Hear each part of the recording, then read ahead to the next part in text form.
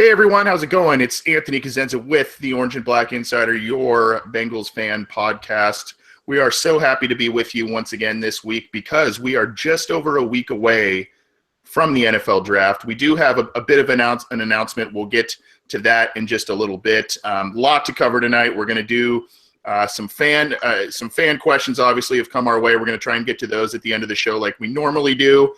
We have a couple of questions that we want to ask each other about the NFL draft and positions in there. And then also the hosts will be doing kind of a mini Bengals mock draft of sorts. And we're going to talk a lot about the draft. And I'm excited to have Scott Schulze with me once again on the program. Scott, how are you, sir? Doing good. Second straight week. I have actually had video again, and I'm able to bring a little, I guess, sophistication to the podcast. I have my fancy I think it's Renoir painting behind me. So, yeah, clothesline. The weather's getting nice outside, and you reek of taste, sir. The artwork in the background. We've got the video back. You are exuding sophistication, and I love it. It is good to have you back on video. We had you for audio, I think, a couple of shows in a row there, but good that we've got the kinks out there. We might be joined later on by Connor Howe. Not quite sure about that. Obviously, we would love to have him join us, but we'll see. He's been able to join us later in the program the past couple of weeks, and we'll see if we'll do that. Before we get into everything, I think we've made a decision for you listeners out there. Thank you for joining us live. By the way, we're on in our YouTube chat. We are also live on Cincy Jungle, so if you have questions, you can fire them in the comment thread at the post at Cincy Jungle. You can put them in the YouTube chat.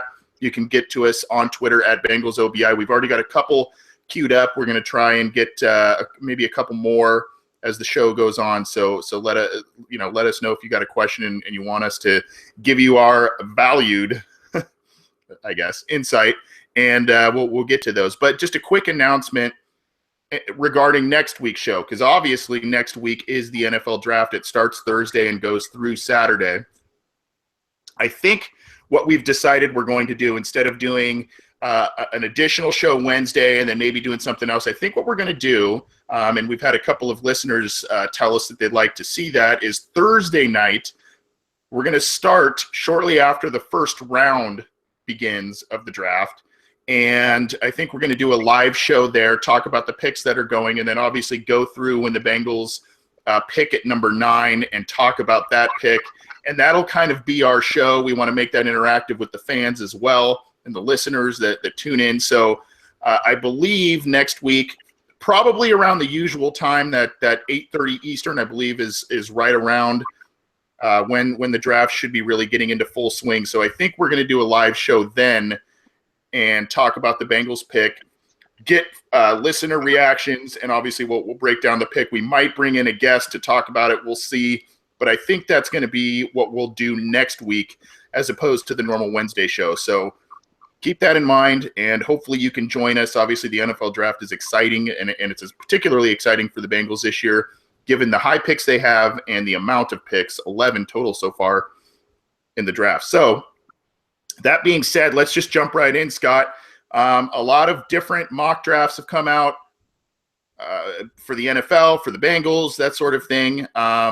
We are not necessarily draft gurus, but we know enough to, be dangerous, I suppose. So let's kind of talk about. Let's start with, now that we're a week away, let's talk about some of the positions we think are narrowed down in those first couple of rounds that the Bengals will target. Why? And then maybe let's do a little 3-round mock draft for the Bengals that we think, based on the players that have been connected to them. Sound good? yeah.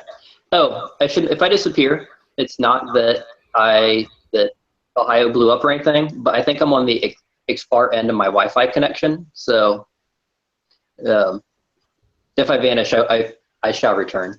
Well, you did briefly, but hopefully you heard what I said. We're gonna preview the draft and do a mock draft. Yeah. So your thoughts on positions to the Bengals first of all, and then we'll get to your mock draft selections.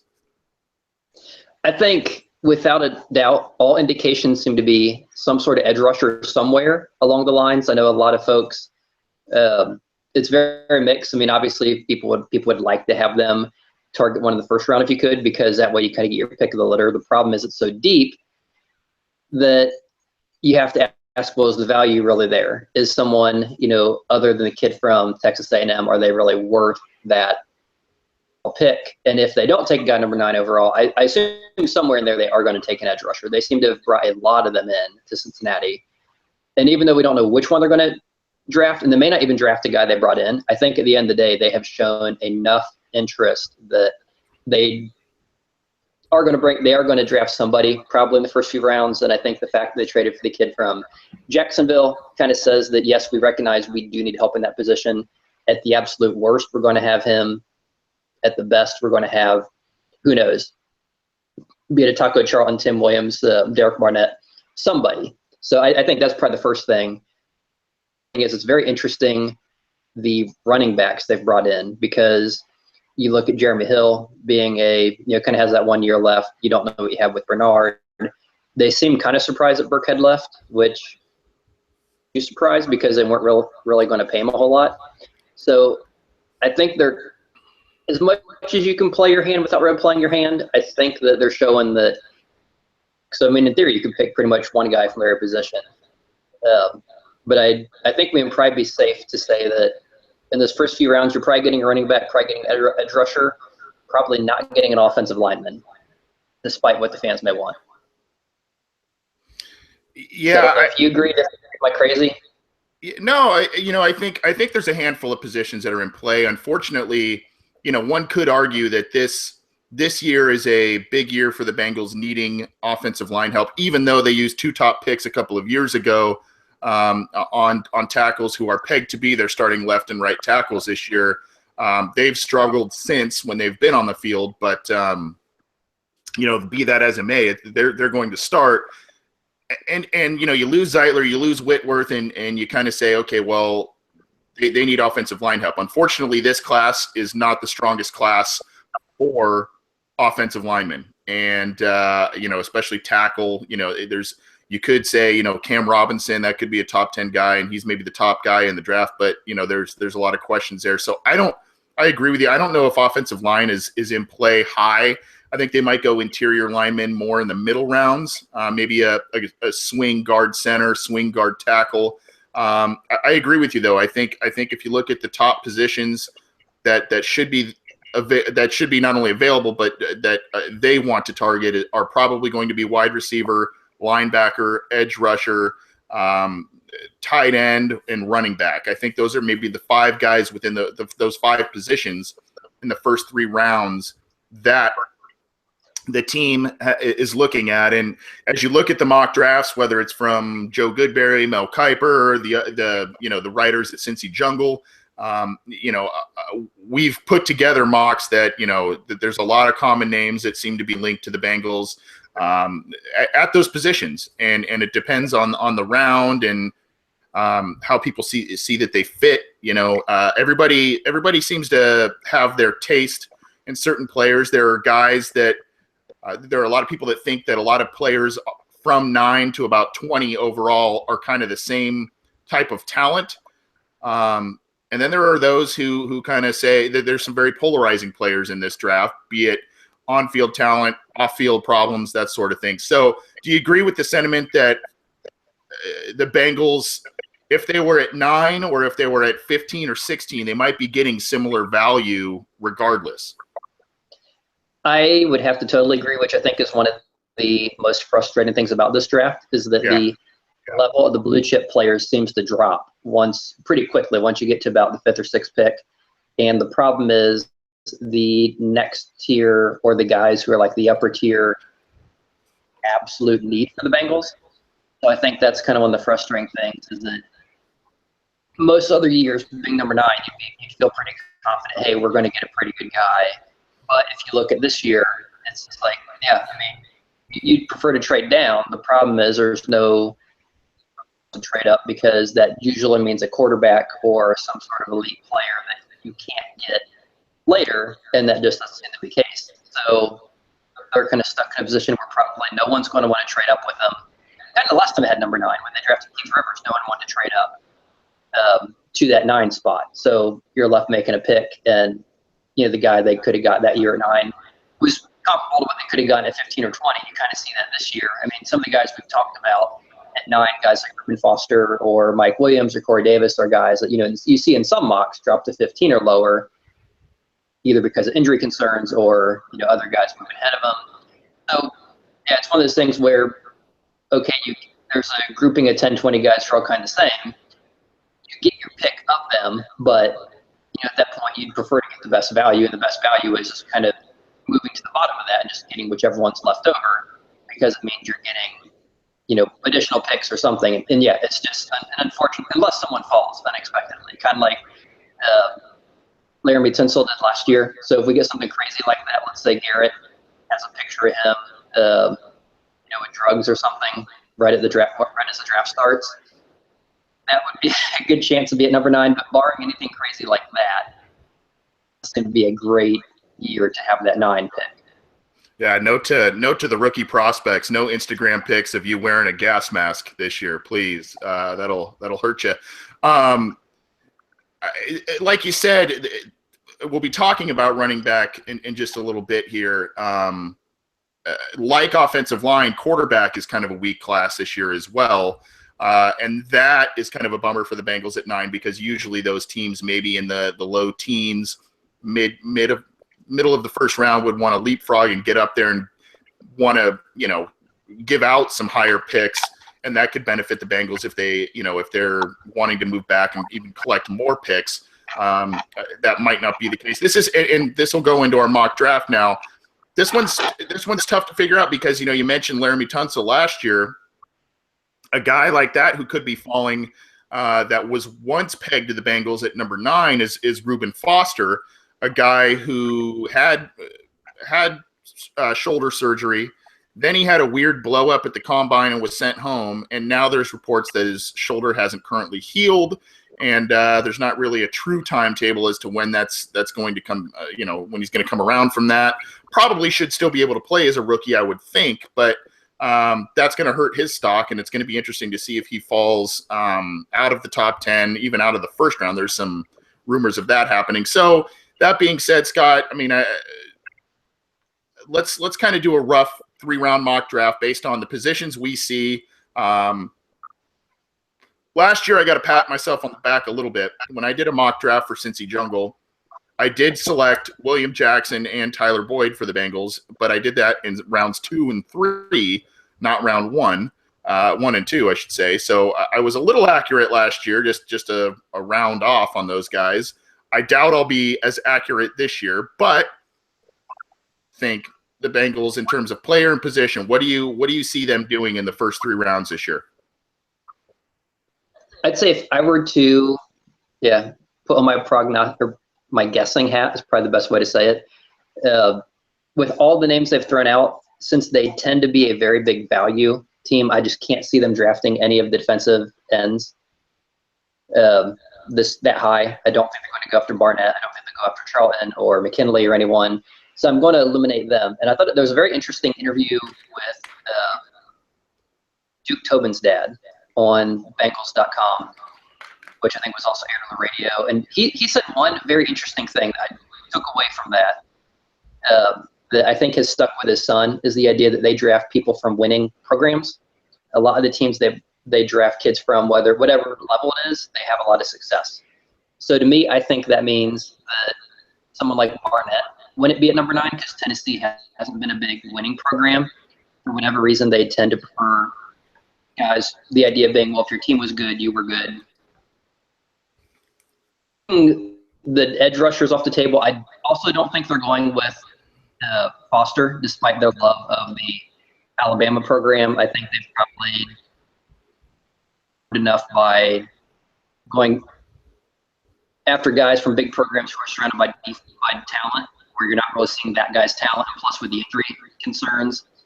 Although you could redshirt him, I just don't see them going that direction. I don't think they value linebacker that high. Most of the linebackers tend to be undrafted free agents or later guys. The one exception, or I guess the 2 exceptions being Rivers and Malaluka, neither of them was really that great. They had better production from guys like Honey Jones, Vincent Gray, so on and so on.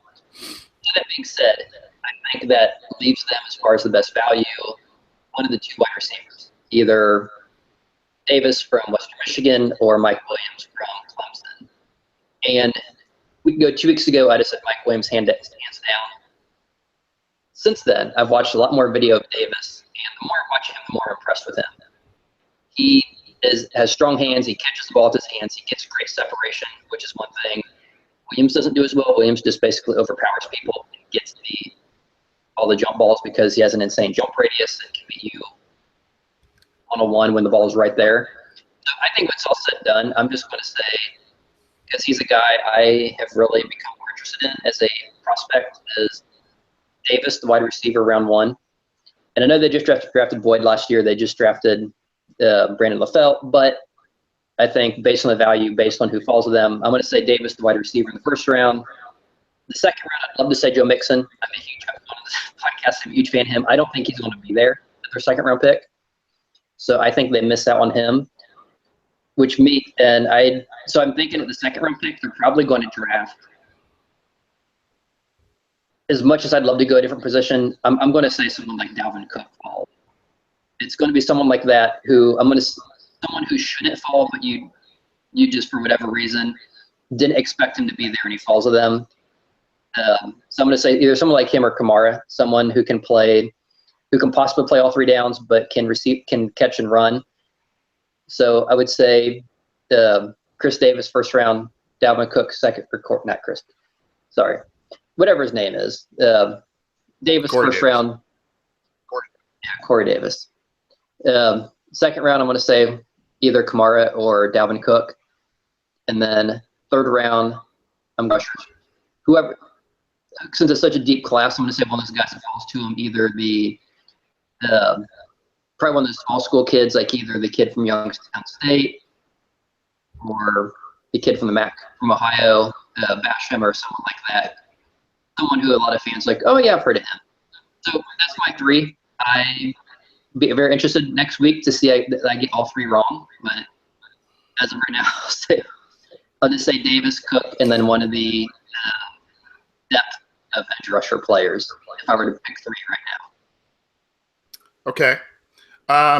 Yeah, I mean, obviously that's kind of part of the process is this is kind of a crapshoot, and really only the Bengals front office truly knows how their board is falling and who they have at those spots. I'm gonna give you some names, and then I think there's a couple of dark horse possibilities as well. I look at pick number 9. And I have a post coming up on Cincy Jungle. I mean, I get the needs on defense, edge rusher and linebacker being the biggest. I see a lot of edge rush talent that a team could get, in the later of the first, top of the second, and even into the third round. Some of those guys are a little bit more project guys, but there's a lot of talent there. And some of the guys who may fall to them, a Solomon Thomas, a Jonathan Allen, that sort of thing. While I love the versatility of those guys, I don't know that they really truly fit the Bengals defensive scheme as a guy that I think the size matches up, but something tells me that those might be a little bit more 3-4 type of defense guys. But it would be interesting to see if some of those guys who are projected in that top 5, if they end up making it to number 9 that are defensive linemen, if the Bengals spring for one. I think what I was saying about the post is I think that the Bengals should be looking at a little more offense this year. And I think you look at the end of the tail end of last year's schedule and how things played out, how the scores played out, that sort of thing. And you say, okay, obviously this team needs something where they can score some points and score more points. I mean, at the end of the year, it was almost with regularity that they were in the teens in terms of points scored. So I think I'm going to agree with you on the Corey Davis pick. Personally, I think I like Mike Williams a little more, but I do get the upside with Corey Davis. It worries me that he has not, officially run or did much of a workout either at the combine or a pro day. But I do think that is a guy that they will probably look very hard at. One dark horse guy that I've kind of started looking at for the first time, and this goes against, and you're right about the interview with the big school guys, the successful school guys. They like guys who come from winning programs, and they bring that winning attitude and winning culture to the Bengals, and it makes sense. But one kind of, I don't want to say he's a smaller school guy, but it's definitely not known as a football powerhouse, is Temple's Hassan Reddick, and he's a guy who has been rising up draft boards rapidly. He can rush off the edge. At Temple, he also played a little bit outside linebacker, range kind of player. Could be a guy that the Bengals look at number 9. It's a little bit of a reach there, I think, but he's pegged to kind of go maybe mid-first. But he kind of maybe kills two birds with one stone, if you will, if he can show that he can play outside linebacker and put his hand in the dirt to rush the passer. The Bengals haven't had success in drafting those types of players and making them into quality pros over the years, but I think he's the most talented of those players that they've tried that with. So he could be a dark horse pick at number 9 for me. I think it's a little high personally, but like I said, I think he can maybe two needs for you on defense, given his skill set if he ends up working out. Like I said, I think Corey Davis is probably that pick at number 9. I agree with you on Joe Mixon at the top of the second round. I know you went with Cook, but I think they're going to do what they can, whether it's at the top of the second, move back into the first, whatever it may be. I think they want him. They've shown a ton of interest in him, and even with all the off-field stuff, I think they like him. There is a report that came out today about some more issues that have sprung up about a high school issue where he supposedly beat up another young woman in high school. That could cause him to tumble a bit more, maybe stick in that second round. We'll see. But I still think he's going to go relatively high, even though some teams have supposedly taken him off their draft boards. So I'll say Davis, Mixon. And then I think at that point you look at defensive line and kind of what's left there. I wonder if a guy like a Terrell Basham of Ohio is going to be there in the top of the third. Maybe not. He might be one of those guys that, in the second round, middle of the second round, high second round, a team says, let's take a chance on this guy. But he's a small school guy. He's got a good skill set. Needs some polishing, but does seem to have a pretty good motor and skill set. Might be a little bit of a pipe dream in terms of him being there in the top of the third, but I think that him or a player like him will be there, and that's the route they take after going offense in the first two rounds. I will say this: if the Bengals don't maybe go Reddick in the first round, and they don't go wide receiver early in the third round, I think that's when they do go wide receiver. They've drafted a number of players in the third round under Marvin Lewis at that position: Mohamed Sanu, Chris Henry. And a lot of those guys have ended up being pretty productive for them. And at that point, at the top of the third, the guys you'd probably be looking at, if they didn't go wide receiver early on, are probably Texas A&M's Josh Reynolds, USC's Juju Smith-Schuster, maybe D.D. Westbrook from Oklahoma. He probably won't be there, though. And there's a couple of other names. I've heard recently, I guess his interviews have been horrible as far as D.D. If he was okay. I had admittedly not heard that. So that, and that's the thing with this draft in particular. It seems like a lot of people, and it happens this time of year anyways, the past couple of weeks, there's a lot of rumors, a lot of mudslinging, and a lot of things, unfortunately, for these young kids, that stuff gets brought up from their past that may or may not have even happened or happened a long time ago, and they're trying to get past it, and they get dinged for it. But inevitably, there's always someone that, we as fans, the mock drafters, all of these people, they sit here and they say, these are guys that could be, that should be first round, second round guys, and all of a sudden they fall to the third round. We saw it last year with Andrew Billings, prime example, a guy that was pegged as a late first round pick, and the Bengals got him in the fourth round. So it's not totally common, but it happens. And so those are our picks. Again, recap, 3-round Bengals mock for Scott was Corey Davis, Dalvin Cook, and who was your third pick, Scott? It was a very ambiguous best of the left or best of the rest of the edge rushers, be it someone like Walker from Florida State, Basham from Ohio, whoever the best one is, it's still there. Gotcha. So you and I are kind of on the same wavelength here. I went with Corey Davis with the possibility of Hassan Reddick being a dark horse guy. Joe Mixon, I think, is that second round guy, and then a guy like Terrell Basham in the third as well. If they kind of go Reddick in the first round, then I see a wide receiver like Reynolds, Smith-Schuster, maybe Westbrook, guys like that could be there in the top of the third that they could grab. I want to welcome in Connor Howe, and your timing, even though you've joined us late the past couple of weeks, buddy, your timing has been impeccable because we are just finishing up our Bengals 3-round mock draft. And just so you know, Connor, we made an announcement at the beginning of the show. We're going to try and do a live draft show next Thursday night. We're not going to do the Wednesday night show. We're going to try and do a Thursday night show around the time that we normally come on, and kind of go through that top 10 and obviously talk about the number 9 pick when the Bengals go there. Obviously, if they trade back, trade up, that's going to be something to discuss as well. But just so you know, buddy, you can pencil that in your calendar. Quickly, Connor, if you can. Yeah, well, not I got quickly. one already. Not quickly, but first of all, before you get to your mock, talk about the grouping of positions you see the Bengals taking within those first few rounds and why, and then talk about your Bengals 3-round mock that you have for the team this year.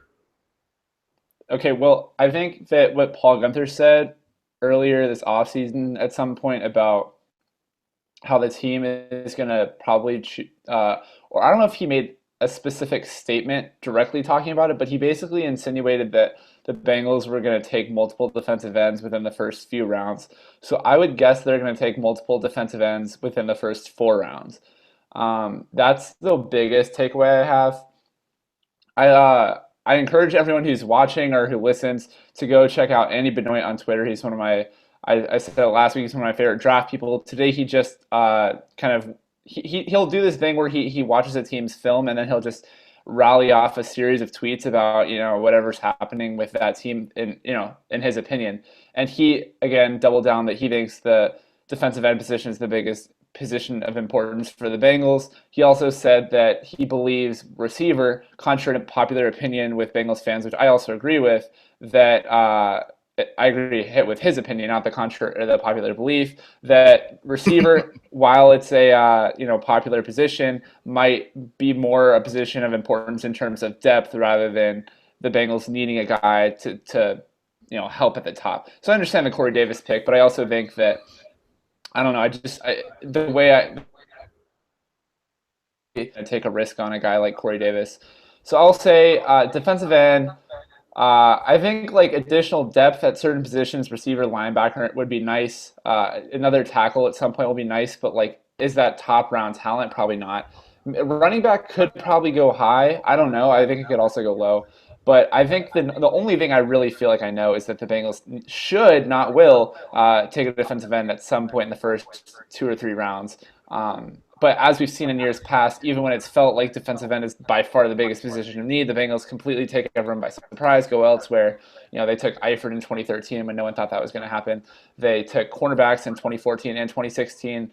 And so, yeah, with all that being said, my 3-round mock is it's actually I'm posting a 7-rounder on Cincy Jungle tomorrow. Spoiler alert, but spoiler alert. There you go. Yeah, it's kind of reward for all the fans who listen to the show. But round 1, I picked Malik McDowell, the defensive end out of Michigan State, which is probably going to be controversial.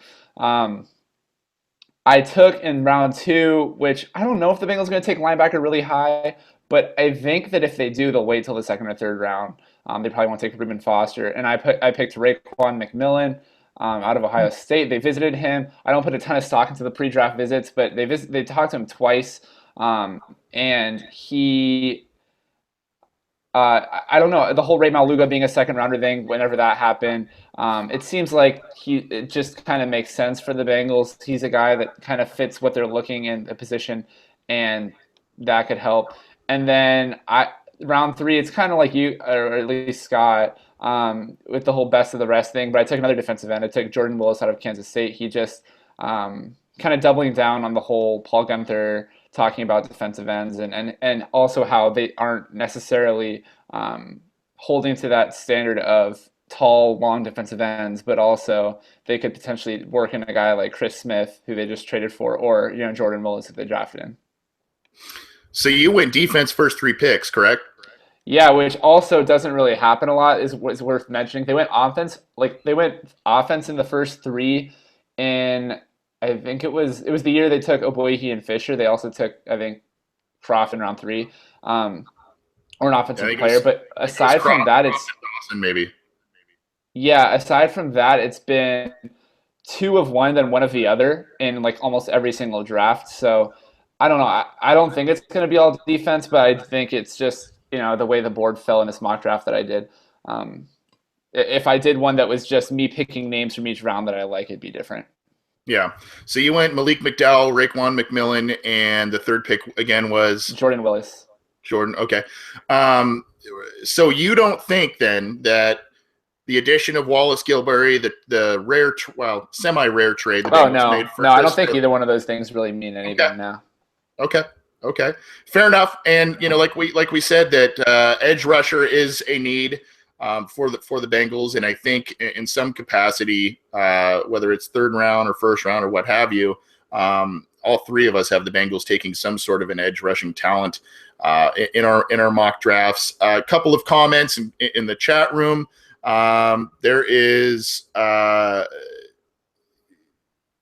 Amun Kalakas wrote, they're not going to go linebacker with the Minter signing. They're not going to go wide receiver with the 2 draft picks. I'm assuming from last year, Tyler Boyd and Cody Core, and LaFell re-signing. They won't go edge because they're dumb. So OJ Howard will be the pick because Eifert won't re-sign. That's the prediction there. Waldo, a show regular, talking about Forrest Lamp, could play right guard or left tackle. He's obviously known as one of the best offensive linemen in this class.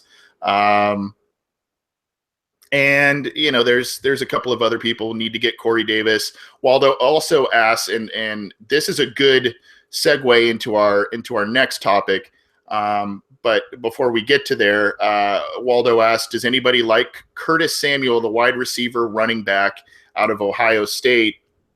Connor, your thoughts on him? Me? Yes. Oh, I don't know. I just don't really see it. I think we kind of talked about it last week. The Bengals it seems like they have their mold at receiver, which wouldn't be Samuel. And I don't know if he really wants to play running back or if the Bengals see him as a running back. There's a lot of guys in the draft, and I just don't think that him and the Bengals are going to line up. Okay. See, personally, and I'll get to you in a sec, Scott. Personally, and you bleed scarlet and gray, right? So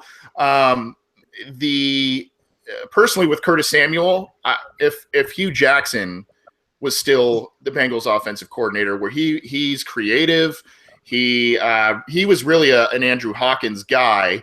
And there were ways that both he and Jay Gruden used Andrew Hawkins kind of out of the backfield with shovel passes and end arounds and things like that.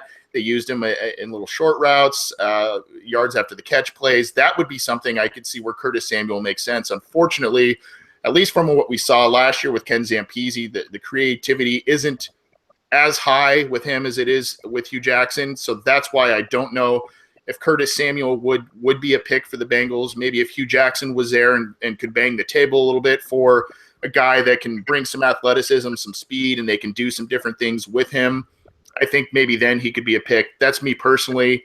Like the guy, I am concerned about, where are you going to play him in the NFL? But, if he's talented enough and you got a creative offensive coordinator, I think you make room for him. What do you think, Scott? Yeah, I think he's kind of one of those tweener players, but having seen a lot of Ohio State games, he was a huge chunk of their offense this year after losing Ezekiel Elliott, losing Mike Thomas, and their quarterback JT Barrett struggling to throw the ball. He was pretty much the only receiver they had the whole season. And other than their young power running back. He was pretty much the whole offense this year. I mean, he is a great receiver out of the backfield, probably up there with Christian McCaffrey as far as the top receivers from the backfield. He's not going to be a 3-down back, but he started as a running back until they moved him to wide. I think he played mostly wide receiver just because they really didn't have anyone else to throw the ball to who could get separation. And he's very shifty, very elusive. He has amazing speed. I mean, I think whatever he had at his pro day or combine was insane as far as straight line speed. But it's not just straight line, 40-time speed. It's actual game speed. He is a great all-around player. It's just a matter of, can you utilize him correctly? Yeah. Can you give him, 5 or 10 carries a game? Can you find a way to get him, 3, 4, 5, 6, 7 targets a game? And some of the things that Giovanni Bernard does, he's probably a faster, more elusive version of Bernard. But I don't know where he'll go. He'd probably go before they would take him. He's kind of like a Braxton Miller who went to Houston last year, but just a more polished, refined version. Miller was basically very elusive with the ball in his hands, but just didn't have a position. This guy has more of a position. So I'd see him as a kind of a better prospect than Miller last year, who went a little higher than he probably should have. So, I wouldn't complain if we had him. I just don't think it's, like Connor said, I don't think it's going to line up because I think someone's going to take him before the Bengals would. Yeah. You have to create plays for him in the playbook. That's the bottom line. You have to make sure that you would create certain plays and, make sure that you get him a certain number of snaps, be it from the backfield or wide receiver. Good question from Waldo. Great comments in the YouTube chat. What do you guys think about our host 3-round Bengals mock drafts? Are we idiots? Are we geniuses? Are we somewhere in the middle? Let us know. You can get in touch with the show via email, theobinsider@gmail.com, on Twitter @BengalsOBI. You can also subscribe to all of our content on our SoundCloud channel. So be subscribed to that as well as our YouTube channel. We do this show live every episode on our YouTube channel, as well as at Cincy Jungle. You can catch all of our content there, and then we're also on iTunes as well. So download our stuff today and let us know your thoughts, your questions. We want to answer those, and obviously appreciate the interaction in the chat room that we get every week now. It's pretty awesome. Just a little side note, I did get an email, a comment from one of our listeners who actually appears to reside in Scotland. So this show is international, fellas. It's pretty cool that we have Bengals fans that tune into this show all around the world. And it's cool that the Bengals themselves have fans all around the world. So thanks to the listeners. Keep tuning in. We love having you join us. As I mentioned, Waldo's question is a good segue to our next kind of segment / draft question. Now you look at it, and obviously we talked about the Bengals potentially looking at running back as one of their top picks this year, whether it's at number 9, if that's Leonard Fournette or whoever that may be, Christian McCaffrey even maybe, whether that's in the second round, Joe Mixon, Alvin Kamara, a lot of possibilities, but there seems to be a little bit of a changing of the guard around the NFL as it comes to the valuing of running backs. Now, in the 90s and early 2000s, you wanted those big plotting running backs, those guys you can give the ball 30, 40 times a game. Your Emmitt Smiths, your Sean Alexanders, the list is on and on. Eddie George, all these big guys that toted the rock for a team a bunch of times a game, and you can kind of 3 yards and cloud of dust your way to a win, I guess. But this year, maybe it's because teams kind of saw what happened with the Falcons and the Patriots, the 2 teams in last year's Super Bowl, that they have so many versatile backs that can help out in the passing game, can do a lot of different things to help out a team. But it seems like this year there's a lot of talk of potentially a handful of running backs that can go in the first round. We're talking about Fournette, possibly Dalvin Cook, Christian McCaffrey, maybe even Joe Mixon if teams are that high on him. There's a bunch of players who could potentially go in the first round and should be able to help a team right away depending on how they use them. So I guess I want to ask the question to you guys, whether it's the Bengals or just a national perception. Has after leagues valued the running backs in the 90s and early 2000s, then the NFL changed into a quote unquote passing league, and teams rarely even used a second round pick on running backs.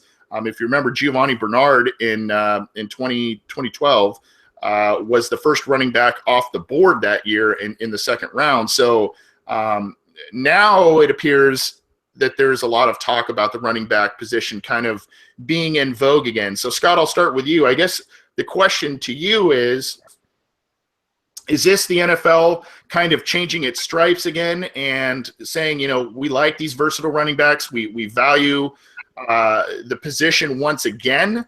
Or is it just because this class has a bunch of star players and this class is kind of an anomaly that a lot of these guys may go higher than many other previous drafts? I'm going to say it's the latter. I think it's not that the NFL is moving more to running back. If anything, I think they're continuing to move farther away. And I think the versatility, the multiple running backs, the specialization of it, I think it speaks to lowering the value of them instead of increasing it. But I think this year you just don't have the elite prospects at the other positions, which means that if you're grading players as far as their overall grade, guys who, as far as this year goes, the running backs are some of the higher graded players just because you don't have, those elite quarterbacks. You don't have Cam Newton, Andrew Luck, Robert Griffin III.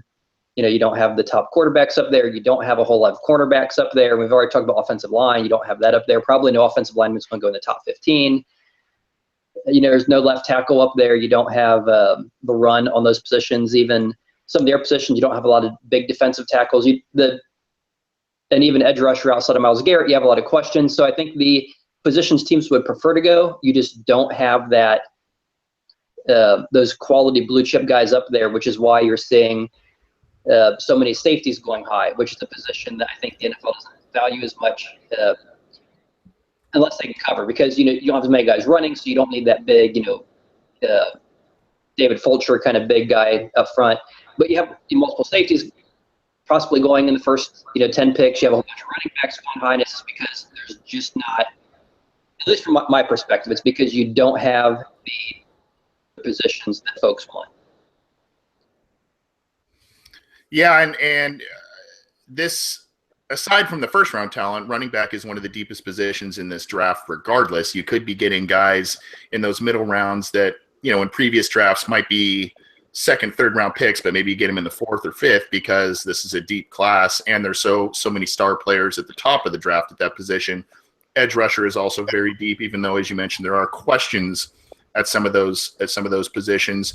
Connor, I want to ask you the same question and kind of add the caveat. Is this also because these guys this year seem to be a bit more able to play three downs, be it catching, blocking, running? Is this year the anomaly that there's just going to be a lot of high picks because of the talent at the position? Or do you think that, teams value, even though I mentioned the Patriots and Falcons and the guys they used were mid-round picks, but do you think teams are beginning to value that position a little more highly if they can get things out of them in the passing game aside from the running game? Yeah, I think it's actually an interesting dichotomy because you have, like you said, the teams that, even though you see the Patriots and they are still working out of tandems and all this stuff, and teams are definitely swaying away from the the three down type of running backs who just carry the whole team on their shoulders. Though there's the exceptions of like the Ezekiel Elliott's of the world, David Johnson, who can still do it. But I think it's interesting because you see like Benjamin Albright, for example, who's he's had a lot of good scoops. He just tweeted out like right before this show, Christian McCaffrey's going top 10, put it in ink. And someone asked him, well, does that mean he's going ahead of Leonard Fournette? And he said, no, like Leonard Fournette is going to be gone before that. So there could be potentially two running backs off the board before the Bengals even make their pick, which for Bengals fans is great. But I think in this context, it's interesting that teams, despite I still think that the teams, even though they're not paying running backs anything, and that running backs as individuals are definitely less valuable to teams, the position itself is still very valuable, and teams love to use them. The Patriots, for example, they just signed Rex Burkhead to that, what was it, $3 or $4 million deal, is the most they've paid plus, I'm pretty sure. And then they just today, I'm pretty sure maybe yesterday, signed Mike Gillislee, who's on the Bills, to a restriction that the Bills probably are not going to match because it seemed like they were paying him a lot more than the Bills were willing to pay him. That's, I think, $4 million this year, and then $2 million, I think, next year, something like that. So the Patriots are going to be spending a good they're doubling down on the running back budget. They're probably multiplying it by a factor of 2 or 3 for the upcoming season. And their running back, I mean, LeGarrette Blount led the NFL in rushing touchdowns last year. So, and they had Deion Lewis and James White, and so they still have Deion Lewis. Deion Lewis is like going to be the number 3 or 4 guy on the team this year, which is crazy because just last year people were saying he's one of the most versatile backs in the NFL. So I think to answer your question, I mean it's a little bit of both. I mean there's players in this year's draft like McCaffrey, Fournette, Davis, Mixon. No matter how much you nitpick these guys, Cook, they're talented. They're like people are nitpicking the heck out of Fournette and trying to say he's Jeremy Hill, but Jeremy Hill in college as a prospect was one of the best running backs that we've seen in quite some time as a running back. So maybe he's different in the NFL, maybe he's not, but all these guys are still really immensely talented. And teams are very, enviable of these players because, like we're seeing, maybe this what Albright's hearing in that two players going to be drafted at the running back position before the Bengals might not be true. But he's been right a lot, and even if he's not, I mean, teams still really like the position and they value it a lot. So I don't know. It's interesting, but I think to answer your question, teams still do value the position, just not in a way that they used to. Whereas you used to have the guys like Adrian Peterson carrying the ball 3 downs every time, just teams pounding it up the middle. I think they still value it, and they just value flexibility, depth, and versatility a lot more than they used to. Yeah, and you mentioned the Patriots. Obviously, I think they just re-signed James White. You might have mentioned that. They re-signed James White to an extension. You mentioned Deion Lewis. They sent the tender to Gillislee, and then they also obviously signed Rex Burkhead. So it's funny that not only LeGarrette Blount, who is a very productive player and kind of gets these rental deals with them, is I believe he remains unsigned at this point. But they still invested pretty heavily in the position, at least in free agency. I'm going to fence right here, fellas. I'm going to say it's both. I think, in the mid to late 2000s when teams kind of started to devalue the position, I think part of that was because the rookie wage scale wasn't in place. And you see some of these running backs that potentially you only get 3-4 productive years out of them because of the beating they take. Well, now that the rookie wage scale is in place and players in the draft are much more affordable, I think teams are a little more apt if they see a guy that could potentially play at least 2 downs, maybe 3, to use a first-round pick on him. And this year, this draft seems to be filled with guys who can do that. Everybody has their taste. Some people love Leonard Fournette. Some people don't. Mixon is one of the more complete backs in the draft, but he's got a ton of issues. Kamara, productive. Well, I should say athletic, exciting. College production wasn't really equivalent to that. And then, there's Cook, who is very exciting as well. Couple of off-field issues. And also, teams also probably look at the amount of touches they had in college as they come into the draft because they want to try and maximize the deal they get with them. But I think if you get a productive guy in the first round that can give you, 4 or 5 years in that first rookie deal, I think that's why teams are a little more apt now to use a higher pick on a running back in these recent drafts than maybe a few years prior. And, unfortunately for some of these starting guys, as free agency comes after their first contract, they don't really get a lot of the love that some other positions do just because of the amount of touches they tend to get. But that's another story. So I think it's both. I think there's a little bit of a changing of attitude around the league in terms of running backs. And I also think that this draft is loaded at the position. And if some of these guys, a lot of the edge rushers, a lot of the defensive linemen, maybe even a wide receiver goes in front of the Bengals, and you're sitting there with Fournette, McCaffrey, maybe another wide receiver, it's going to be interesting to see if they want to go offense, if running back is truly on the table for them at number 9, and how that'll shape their offense for 2017 in the next couple of years. Speaking of this year's draft class, guys, we mentioned earlier the quarterback class in this draft is a little bit weak. The consensus best quarterback, I guess, in this draft is Mitch Trubisky. Deshaun Watson is also up there. A couple of other guys that are intriguing, but for the most part, there doesn't seem to be, as Scott mentioned, and Andrew Luck, a Peyton Manning, or anything like that in this draft. It kind of got me thinking. Now, granted, we have the ability of foresight, we could be able to look back and everything. But as we sit here today, and we've seen what Andy Dalton has done from 2011 through 2016, a couple of Pro Bowls, 5 playoff appearances, that sort of thing. Do you think where do you think he would fall if he were to come out in this year's draft? Now, if you remember, in the 2011 draft, he went all the way to the beginning of the second round, and he went behind guys like Jake Locker, Christian Ponder, Blaine Gabbert, and then Kaepernick went right behind him. So obviously, behind Cam Newton, he's the second best quarterback in that draft. Where do you think he would fall this year because of the weak class, Scott? Yeah, I think if he was in the draft this year, I think he'd still kind of be where he was, kind of that late first, mid second grade, because outside of Cam Newton, I think a lot of the prospects this year are kind of comparable to what you had the year Andy Dalton came out in 2011. He is kind of your Blaine Gabbert type, the guy who has all the intangibles. He seems to have all the tools, just hasn't put it together long enough as far in a NFL season. Someone like Jake Locker is kind of like your Deshaun Kaiser, guy who was fairly athletic but not very accurate, had some throwing issues. And then you have a guy like the cannon arm. The Patrick Mahomes is kind of like your Ryan Mallett. And I think if you look at the guys this year, some of them compare, I think, very favorably or comparable to some of the guys that came out when he came out. So I think if Dalton as a prospect, and if we go back then, some of the he is someone who can step in from day one. He can play. He doesn't have a strong arm.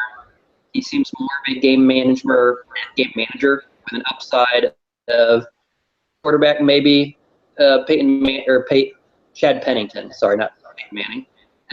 Chad Pennington type. Can step in. He's not going to hurt you, but probably isn't going to carry you. Has done well against decent competition. Had just come off that big Rose Bowl win against Wisconsin when he was drafted. Showed he was kind of a leader kind of mentality. I think if he was in this year's draft, he'd probably be in that same situation. He'd be maybe slightly behind someone like a Deshaun Watson, but ahead of maybe someone like a Davis Webb or a Brad Kyatt. So I think he'd end the day, if he were put in this year's draft, I just think he'd probably be in that same situation. He'd be kind of like where, and I think Christian Ponder did the same thing. I think those two guys were probably interchangeable in 2011. That probably end of the first, early second. Just depends on how many guys are taken ahead of him. Yeah, and it's a fair point again, because we have the benefit of seeing what Dalton has done as a pro. But you look back to the scouting reports back in 2011. Accurate, good leader. His stock really rose with that the win in the Rose Bowl, but before the draft there. I think maybe he was kind of a third round pickish type of thing, and then guys started watching more tape, and he started rising up. Dalton did, that is, rising up boards. I like that you brought up Mallett, because for those of us who remember, there was a rumor that apparently Marvin Lewis and Jay Gruden had to talk Mike Brown out of drafting Ryan Mallett at the top of the second round instead of Andy Dalton. Who knows where the Bengals would have been over the past couple of years had they gone that route. And Lewis and Gruden got their way, obviously, and Dalton's been their guy. Connor, you've been a a bit more on the on Dalton's side than maybe some other fans, especially for those of you who follow Connor on Twitter. He really likes him some Dalton. I don't know what you think about where he might land. Personally speaking, I think he'd probably be a guy that maybe a team would trade up into the early 20s, late teens, maybe one of those teams that are in the second round. A team like maybe the Denver Broncos or Houston Texans or something like that would trade up that have kind of a quarterback need, the Jets. And maybe he'd probably be in the 20s for me, maybe slightly higher personally. What do you think? Do you think he would be the best quarterback in this draft, or do you think he would still be kind of right around where he was drafted in 2011? Are we talking about Dalton as a prospect who we have the foresight to be like, okay, this is what he's going to do over the next 6 years or whatever? I mean, kind of. Or is it like him? Like, it's kind of blend of scouting report from 2011 as well as, he's been the second most successful quarterback in the 2011 draft to date. This is a weak class. Do you think that his skill set would have propelled him as one of, if not the top quarterback in this year's draft? I mean, if I feel like it's slander kind of to talk about Dalton. Like, if we knew what Dalton would become back in his time, then he would have gotten drafted. I mean, I saw a redraft of the 2011 draft like a week or so ago, and even though I get like it was a stacked class and there were a lot of good players, it was crazy that people didn't have Andy Dalton picked higher in the draft. I mean, I'm not going to pretend in front like he's the best quarterback in the NFL, but at the same time, he's a guy who, when things have gone right, has been a great quarterback. Past 2 years, he's thrown 43 touchdowns, 15 picks. His pass rating was 91.8 this year, 106.3 last year. He's visually improved every single year of his career. He has one losing season, and I know QB wins aren't really a stat, but that is like worth mentioning because he inherited one of the worst teams in the entire NFL. Yeah, it's a big barometer for NFL quarterbacks for sure. Yeah, it's not a by any means gospel, but I mean, when you talk about a guy who plays for the Bengals, it's definitely worth mentioning. And then you have I don't know, people are going to credit his success to Green, but then he puts up good numbers even when Green's not in the game, and people still for whatever reason don't like Dalton. I mean, I get why people don't like him, like in terms of there's things that he's not perfect at, but at the end of the day, you look at numbers like the past 10 Super Bowl champion quarterbacks, only Joe Flacco was a first rounder. It just doesn't really make sense that people are saying that they wouldn't want Dalton in the first round of a draft when you have a guy who is going to lead you to multiple playoff appearances, if not 5 and 6 years. He's a good player and he knows what he does. I mean, he has obviously strengths and obviously weaknesses. He's going to do things well. He's also going to do things that frustrate you, like roll out of the pocket and force a pass or just throw a pass away as soon as he smells pressure. But at the end of the day, like I said, I just feel like I'm reiterating. I mean, he's a good quarterback. He threw for 4,200 yards last year without AJ Green for half the season. So, and he didn't have Eifert either. So I mean, I don't know. I think it's so crazy that people still don't think Andy Dalton is a good quarterback. I mean, you don't have to love Dalton, but what he did last year without Green for half the year, Eifert for the other half of the year, it was impressive, and he didn't have an offensive line pretty much the whole year too. I mean, so I don't know. I like him. I think if teams had the foresight to be like, this is a quarterback who's gonna become what Andy Dalton would become, then they would, I think, no questions asked, draft him within. Cleveland would take him right now at where are they at 12? They'd take him at 12 easy. Yeah, I agree. And if you weren't going to mention the offensive line from last year, I definitely was. Real quickly then, since this might be, I guess it might be a little bit of a skewed question to your point, Connor. Just real quick, what about A.J. McCarron? Do you think he would be higher rated than a fifth-round pick this year? I mean, he'd be higher than a fifth-rounder, but I think Bengal fans immensely overvalue what he brings to the table. I mean, people compare him to Jimmy Garoppolo a lot, but I think the difference between Garoppolo and McCarron is that when Garoppolo on tape, when you watch him, was one of the, he looked like a top NFL quarterback when he was on tape. And McCarron had some nice plays here and there when he was playing for the Bengals, but I mean, he really didn't play all that well. He fumbled. He lost that really memorable fumble against the Broncos in that game, week 16 week 16 of 2015.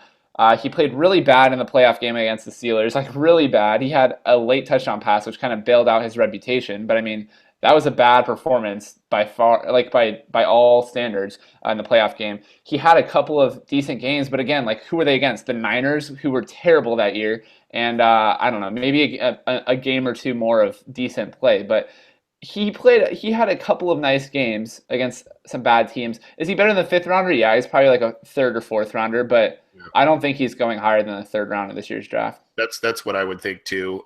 And he did play pretty poorly in that wild card game against the Steelers. I think he had at least 3 turnovers. I think he had 2 interceptions, maybe, and a lost fumble. And then he had 2 other lost fumbles. He fumbled a lot. People forgot about how many times he fumbled. I think he fumbled 3 times in the game, and the team recovered 2 after he threw, I think, 2 interceptions and lost another fumble. And then there was also the Giovanni Bernard fumble on that questionable hit by Ryan Shazier. Obviously, weather played a huge factor in that game as well. Scott, real quickly, your thoughts on A.J. McCarron if he were to be entering this year's draft?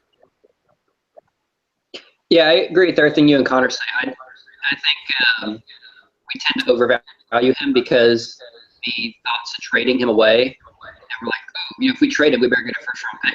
Well, who's going to give you a first-round pick? I mean, that's not happening. And Dalton went out. There was a noticeable drop in talent as far as the crispness in the throws, the accuracy in the throws, knowing the offense. Granted, he was a lot younger. Dalton was in his 5th year. He was just kind of stepping in, trying to learn the offense. And in Dalton's first year, he didn't exactly look that great. So it's hard to know in year 3 or 4 if McCarron may be better. But I'd say if draft, it is a weaker draft. I can see someone taking him in the 2nd round. Kind of not as the prospect he was when he was drafted, but I guess today I could see so equivalent of trading like a late 2nd round pick for him, especially since it is and if you are desperate enough, I could see a team saying, hey, he's been around for 3 years. If I knew I could get a guy who has 3 years of practice experience, a handful of NFL games, yeah, I'd rather have him than someone who I could get in the 2nd or 3rd round. Yeah, I do think that this year he probably would have propelled at least a round or 2 up. And I think even when the Bengals drafted him in the 5th round, some people were a tiny bit surprised that he lasted that long. I think, a lot of people thought he might have been a day 2 guy, maybe 4th round, but getting him in the 5th was a good deal there. Good stuff, guys. Just kind of a little hypothetical. It was fun to think about. I know it's a little skewed question because we're talking about players who have taken NFL snaps as opposed to those who have not. So, being able to use hindsight is something, but just got the wheels a turning for me. This is a weak class, so just food for thought. Let's end before we get to fan questions. Let's end on one kind of fun question that's draft related, and we can make it Bengals related. A lot of us we have a lot of favorite football movies. Whether they're comedies, whether they're dramas or what have you, and they go back into the 60s, 70s, and up to present day. If you think back to some of your favorite football movies, and you kind of tie in the colorful characters that are in a number of those movies. And you look at, we talked about the Bengals' needs high in this draft, running back, wide receiver, defensive end, linebacker, a lot of different positions, maybe even tight end. Think back to your guys' favorite football movies, some of your favorite characters and the positions they played in those movies. What are a couple of players from movies that you think the Bengals would be drafting should they be in this draft class, Scott? Well, I know I'd say my favorite football movie has got to be Rudy. And Rudy was an edge rusher in that one play, but I would not put Rudy. If I was picking someone, I would not grab him. Locker room guy. He is, but I want someone who can actually go up against an NFL lineman. So the two guys who I thought of, the two players who I thought of were, I am a big proponent of us needing a kicker. We need a kicker. There are two movies I've seen that have people who do a fairly good job of kicking. One of them is I would either pursue Kathy Ireland from Necessary Roughness. That's awesome. Okay. Or there is a movie called Facing the Giants. It's one of these low-budget, pretty gospel movies. You give your life to Jesus, and then everything works out fine. You never have a problem in this life, kind of. Anyway, there's at the end of the movie, kicks a long game-winning field goal. So you have a guy who can hit long field goals under pressure. Now, granted, he had people praying for him, and his dad was able to get up out of the wheelchair because he believed in God. But he made a game-winning kick. How many times have we seen Nugent miss a game-winning kick? I'm going to say either that field goal kicker from Facing the Giants movie or Kathy Ireland. Okay. There's another interesting kicker from the movie The Replacements. If you've seen that movie, he is a guy from the United Kingdom, very colorful character and pretty funny in the movie itself. Nigel Gruff, if you remember him, blonde-haired guy, could kick the ball a mile. Obviously had some off-field issues with gambling and all of that stuff that got him into some trouble, but that's another kicking possibility. Connor, you're on the younger spectrum of this show, so maybe yours will be a little more from recent movies, but what are a couple of players from football movies based on positions of need for the Bengals that if they were in this year's draft, you would like to see them select? I only have like one movie which I can really think of where there's people, which is The Longest Yard, the 2005 version with Adam Sandler or whatever. And I would say, what's this guy? The Great Khali or something like that. The former WWE or WWF. He played defensive end or defensive line, I think. Was he the guy that Sandler played ping pong with? I don't know, but this dude was 7'1" and 346 pounds. So give me that guy on the defensive line. I mean, he fits the Bengals mold. He's 7'1". Yeah, and he destroyed people. He also played fullback for him, I think. He was a lead blocker for him as well. So yeah, I haven't seen it in a while. So I mean, or give me Stone Cold Steve Austin. Michael Irvin played someone. Just give me Michael Irvin. Give me Michael Irvin 10 years ago. There you go. Yeah, I've got a few, and one is from that movie. It's a different player. I would go Meggett, the running back. Even though he got hurt in the big game, he was a stud in that movie. And actually, I believe Nelly in real life has some significant football experience in his background. And he was shifty and could catch the ball, and I really liked him. There was the linebacker, I'm trying to remember his name in the movie, Danny something, in The Replacements. He was played by Jon Favreau, an absolute menace of a linebacker. If you remember the movie, he was a former cop and ended up playing. He was Danny Bateman, I think was his name in the movie. Just a beast of a linebacker, and really liked him as in that movie. He was pretty psycho. Really liked him. Number of other routes you could go. I guess I would also say if you want to again kind of keep it a little recent. If you remember the movie, Remember the Titans.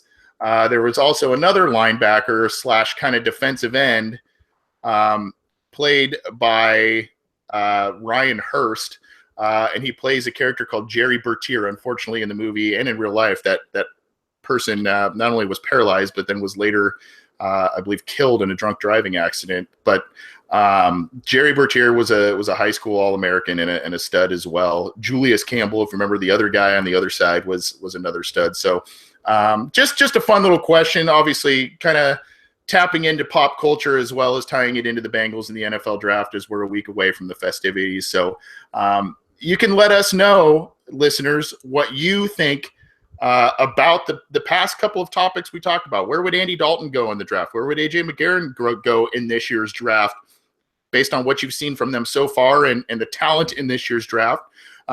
Is the running back position being kind of back in vogue for the NFL and teams? Do you think that's a trend we'll start seeing, be it from Ezekiel Elliott last year to the guys this year? And what are some of your favorite football movie characters, and who would you like to see on the Bengals if they were in this year's draft? We'd love to hear from you. You can get in touch with us via email, theobinsider@gmail.com, on Twitter @BengalsOBI. You can all of our content's on Cincy Jungle. You can leave comments there. We're on iTunes, we're on SoundCloud, we're on YouTube, and we're live on Cincy Jungle and YouTube every week. So if you're able to join us live, you can leave a comment and a question, that sort of thing. We'll get to it. We appreciate it. Having a little fun with the Bengals in the NFL draft so far. Let's close up with some fan questions, guys. We didn't get to these last week just because of a time constraint. We've got a few minutes here before we get out of here. The first one, and it's from a gentleman who emailed us, and he has been listening to all kinds of former podcasts that both I've been involved with, and other major podcasts that revolve around the Bengals, and that's Eric Oxley, otherwise known as Doc Ox. Great guy. We love hearing from him. Kind of a long question. He writes, what do you guys think about teams being required to release their draft boards after the draft is complete? With the expert prognosticators throughout the land chiming in with their player rankings and stating who our Bengals should take, wouldn't it be fun to see how our War Room and others rank the draft class so we could compare them to the actual selections? If I recall, the Cowboys board was leaked a few years ago, and it created some enjoyable discussions. And then the only downside I could see would be some possible hurt feelings from players if they're not rated as high as some thought on certain draft boards. Scott, I'm going to start with you on this one. You recently wrote something for Cincy Jungle, a little bit similar to what we talked about last week in terms of which draft analysts do you trust the most. And I think you wrote one that went up on the site on Wednesday talking about which draft analysts are actually the most accurate in their guesses with teams. Do you think that this, I mean, it's kind of a creative question. Do you think that teams should be, I don't want to say forced to do it, but do you think that it could be something, draft boards from a particular team could be available just to kind of see, or do you think it's something that should just continue to be kept close to the vest?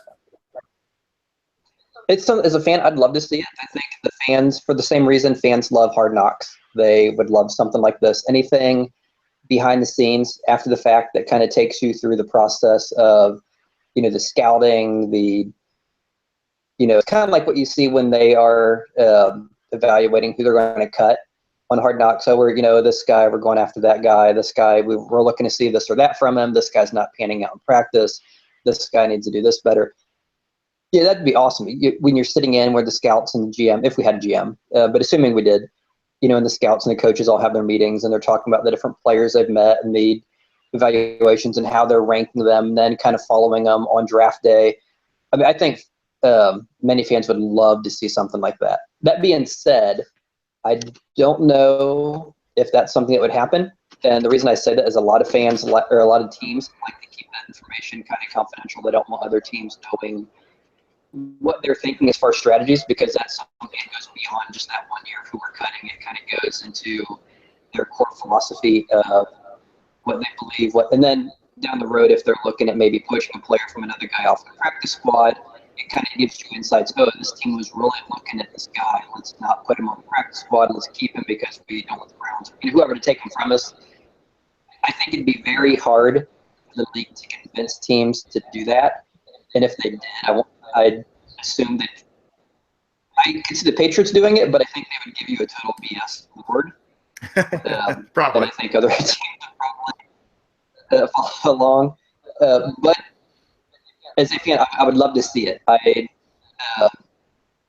just don't know if it's something that they could do, unless it's something that they could do like a Hard Knocks, where it's kind of after the fact, or maybe even like that show with the Arizona Cardinals on Netflix, where it was kind of like a year later. So, kind of everything's said and done, and you just you let the team kind of edit out stuff that I think might be a little too confidential as far as some of their in-depth of what they do. So I'd love to see it, and I think there's a way it could be done.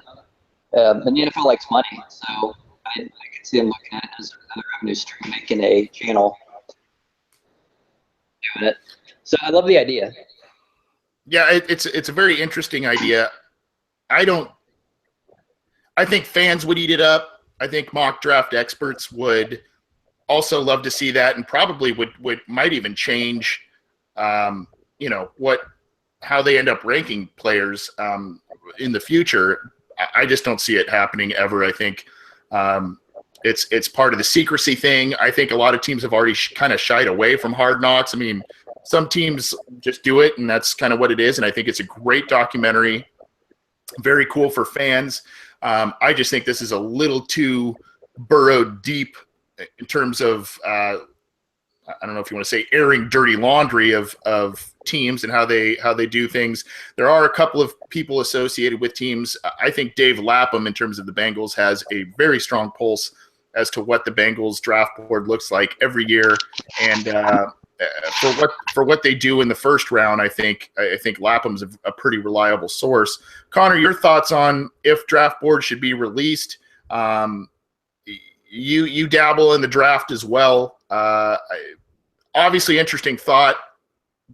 Do you think it should happen? Do you think it ever will happen? I don't know. I mean, it'd be fun, but no, I like it the way it is. The whole leak stuff is just annoying to me.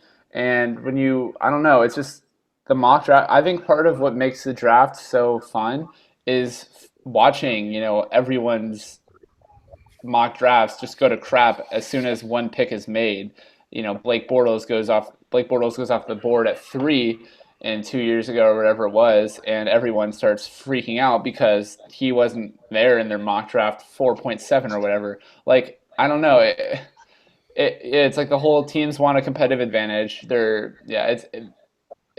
It's just not a practical idea. It'd be fun, but it's never going to happen. So I don't know. I don't really even see that much of a. I don't know. It'd be fun, I guess, in theory, but it's not going to happen. And I could also even see it being more fun in the sense that teams. I just like watching people. These mock drafters who think they know everything just realize they don't know everything. It makes you appreciate how much teams know and how thorough their evaluation process is, because everyone else just seems to think that they know it all, whereas these teams whose job it is to evaluate players on a professional level don't know what they're doing.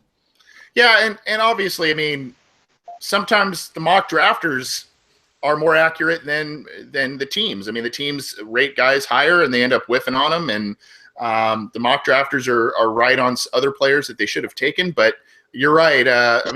These guys work for an NFL franchise and are paid well to do so for a specific reason. So, that's how it is. And I don't think there's ever going to be a mandate from the NFL to say, hey, release your draft boards after the thing. Maybe teams would, if they really want to do it, could voluntarily do it. I just don't see teams doing that. I think, as a fan, though, I think that would be very cool to see, and especially who they took and the guys that maybe were selected in front of the player they took and how they had them ranked. I think that would be pretty interesting, but I just don't really see it happening unless a team voluntarily does it. Good question from Doc Ox, though. Thanks for emailing us.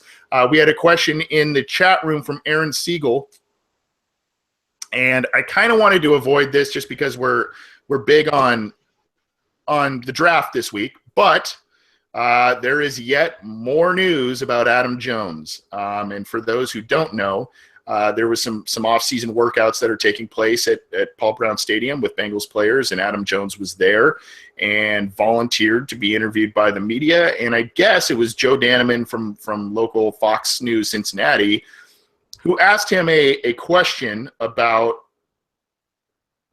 something akin to the idea of, does Jones have a message to the fans after this recent incident? An opportunity for Jones to show contrition to the fans, give a brief message, apologize, and, say I'm moving on, that sort of thing. And instead, he didn't, I don't want to say he blew up at the reporter, but he told him to leave. He told him, I told you not to ask me that question. And he doesn't apparently want to answer any more questions from that specific reporter the rest of the year, according to a statement he made on video. Aaron kind of asks about that situation. Let me ask, do you believe Adam Jones' confrontation will ensure a suspension if it wasn't already in the cards? And if so, who will start? Scott, the idea of this adding fuel to the fire of a potential suspension, and your thoughts on his actions on this. Pretty inexplicable, at least from my end. I'll just give a quick answer. I don't think it will. I all agree that what he did was just totally absurd, uncalled for. That being said, I don't think what he did is going to change if he's suspended or not by the league. And I don't think it's going to change his employment by the team. I think if the team is willing to stick with him through what he had done back in January, I don't think this is going to bother them. And similarly, I think there's nothing with grumbling at a reporter that is suspendable. I think if he does get a suspension from the league, it's probably from the earlier stuff. What I think it will do is turn fans off even more. The fans who want him gone and still see him on the team are even going to be more frustrated with him. And the fans who are maybe on the fence, I think, are now probably a little more on the side of, we just want to see this guy go. And as much as I like Joe Mixon as a prospect, I think now if you add Joe Mixon and you still have Adam Jones, I think you are just opening yourself up to even more criticism from outside, especially if Adam Jones does another thing between now and the start of the season and the team still does nothing with Adam Jones. So I think the team kind of dug their heels in that we are sticking with him. I think we still need to see these, but I think every time Adam Jones opens his mouth in front of the camera, it's just driving the fans further away. I don't know if it's driving fans away from the team, but it's definitely driving fans away from him. Yeah. And doing nothing to help the image of the Bengals outside of Cincinnati. Right. Connor, your thoughts on the situation? I think it's an interesting one. I have split opinions because obviously Adam Jones, he's going to be like that. It was definitely not unexpected. It was pretty, anytime he's on camera, he says stupid things. He had the whole, what's more embarrassing, what he said to Joe Daneman or his tirade where he insinuated that Antonio Brown was faking a concussion? I think the latter was way more embarrassing to Bengals fans. After Antonio Brown suffered that injury, for Adam Jones to basically just, add salt to that wound, and it was really just uncalled for. And then he had, he went off on Terrell Pryor that one time. I don't know if that was him or Dre or a combination of both. But, that's just kind of Adam Jones. And it's a question of whether or not people think journalistic integrity, what the exact definition of that is. Because, you have a guy who tells the guy, hey, don't ask me about this. And people are going to say, well, he wasn't specifically told not to ask about, a potential apology. But then, you hear Jones say, didn't I just tell you not to ask me this? And he's like, yeah, but like Joe Daneman was like, yeah, but, and then he says, whatever else he was going to say. Like, he knew what he was doing. And again, it's a matter of what your opinion is. If you think that's a reporter's job is to ask tough questions, then you'll probably love, Daneman for doing that. If you think a reporter's job is to, journalist has responsibility to do what players ask them to do, in addition to what the official rules are presented by the team or the league or whatever, then it's a matter of interpretation. Personally, I think that if a guy, I don't like when reporters ask questions that I don't like. it makes me guy. And it's a way irrational example when you're comparing the two. But I think of when the Houston reporter was asking Draymond Green last year, hey, the last time you guys came here, Houston had like a flood or whatever, and now you guys are coming here again. Do you think do you think the Warriors have anything to do with that? And it was just like, what is this guy talking about? The guy got fired for it.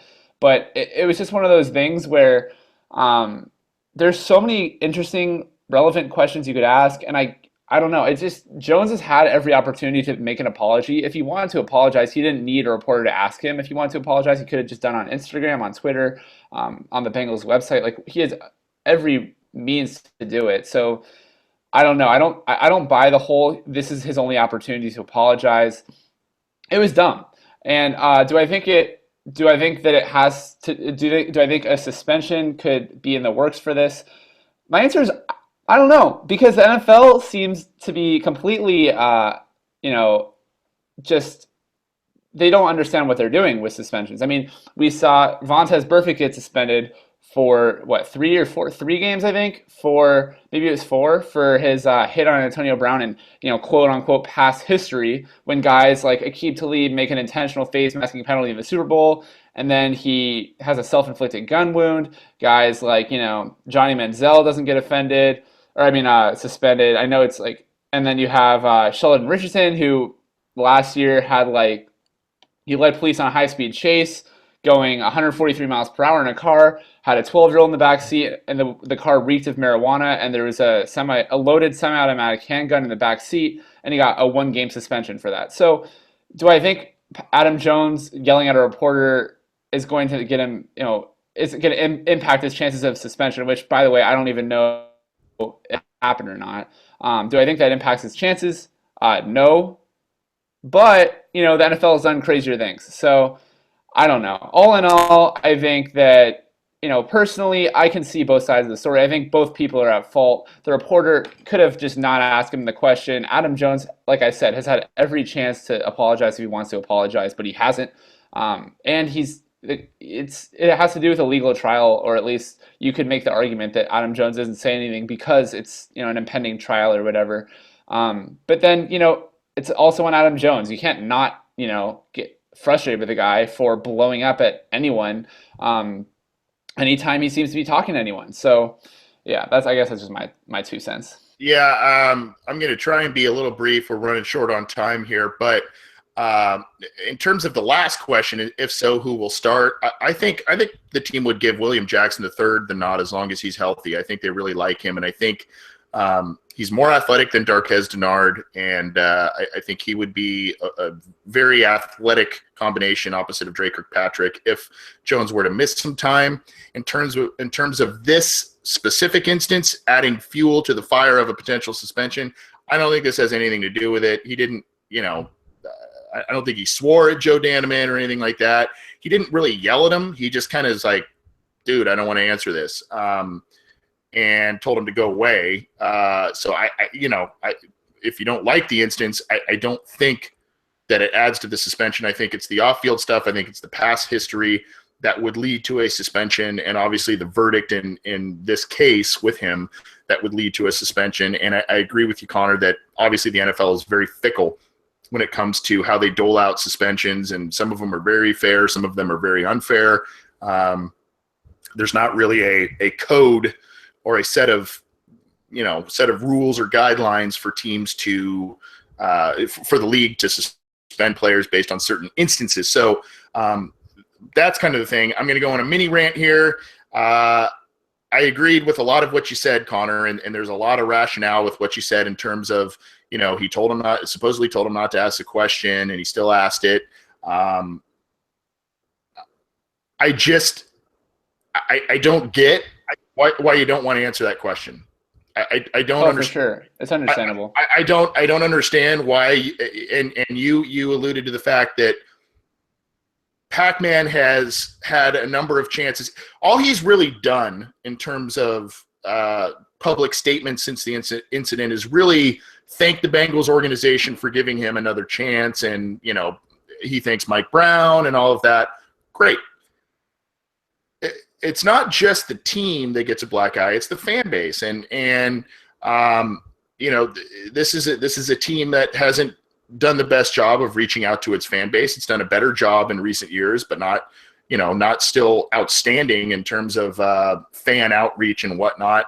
And this whole thing is an embarrassment, and it's an embarrassment that he still gets to stick around and make millions of dollars again this year to play for this team after not only doing another off-field idiotic incident, but not even really apologizing to the fans. I think if he didn't want to answer the question, all he had to really say was, look, I'm sorry. I messed up.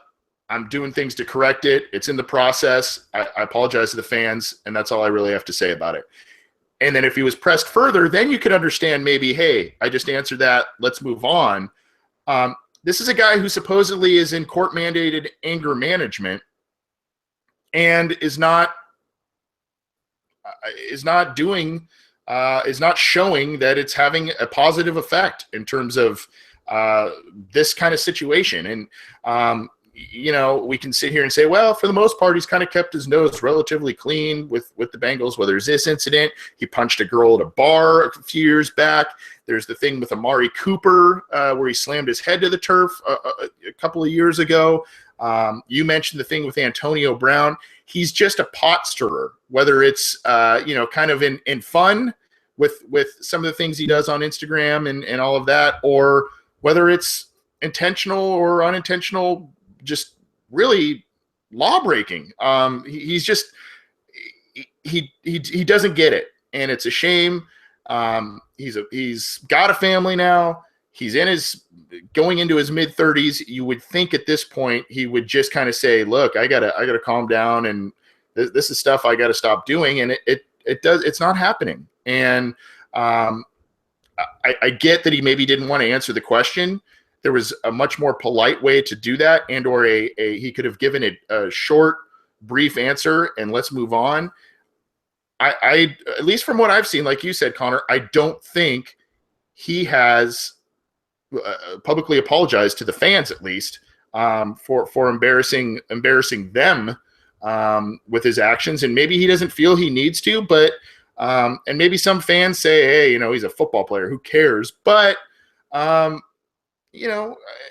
it's just something that as a decent human being that has a set of moral code, you kind of would think like, hey, I feel bad about what I did. I screwed up. And he really hasn't done that, at least to the fans. He maybe said he's done it to his teammates maybe, and definitely to ownership, but very weird situation. I hope that we kind of answered those questions, the series of questions that Aaron asked there with the Jones situation. A lot to still play out with that. As of now, though, it looks as if he will still be with the Bengals in 2017 and probably starting at corner opposite of Dre Kirkpatrick, at least for this year. Mixed feelings about that. But, if that's the case, let's hope he doesn't miss time. Let's hope he plays maybe a little better than he did last year at corner. I mean, he still played okay, but let's hope he steps up his play, and let's hope that this stuff is behind him. As of now, I don't think he's ever going to change who he is. I just think this is who he is, and we can continue to get offended by it. We can continue to get annoyed, but I think that's what you get with this guy, and for better or for worse, that's kind of the deal. And for now, he's under contract over the next couple of years with the team, so may have to deal with this kind of stuff for at least 2 more years. We'll see. Thanks for the questions tonight, guys. We ran a little long yet again, but we got to a lot of good stuff, so I'm excited about that. I do want to give 2 quick shout outs. Greg L in the chat room. I missed this, but Greg said when we were talking about movie characters, he said Icebox from Little Giants. I thought that was pretty funny. Ooh, that's a good one. Yeah. I thought that was a good one. And talking about draft prospects, a lot of people were talking about O.J. Howard at number 9 and how he could be a long-term solution for Tyler Eifert based on injuries or his contract status. And Slip Ammo in the chat room made a nice little pun calling Tyler Eifert Tyler I'm Hurt. I thought that was pretty funny. No offense, Tyler. Still good stuff. Funny. Thanks for all the interaction in the chat room again. You can join us live every week, Cincy Jungle and YouTube. Subscribe to our YouTube channel, our SoundCloud channel. You can get in touch with us via email, theobinsider@gmail.com. You can get in touch with us on Twitter at BengalsOBI. Get all of our content there. Go on iTunes, get our content. Thanks for tuning in live this week. Again, we will be doing a live draft show next Thursday. We're not sure about the length of the show. We'll probably get started shortly after the draft commences and kind of go through that top 10. We don't anticipate the Bengals trading, but it might happen. We'll see. But we'll break down that pick on Thursday night. And then also you can check out Cincy Jungle for all of the draft insight, analysis, news, all of that stuff connected to the Bengals as draft weekend goes through next weekend. I can't believe it's already here. So good stuff tonight. Connor, thanks for joining me, bud. Yeah, it's fun, man. Yep. Well, hopefully you'll be able to join us next week. And yeah, we'll see. I don't know about work. All right. Well, hopefully you can. And thanks for everyone for tuning in. And we'll see you next week.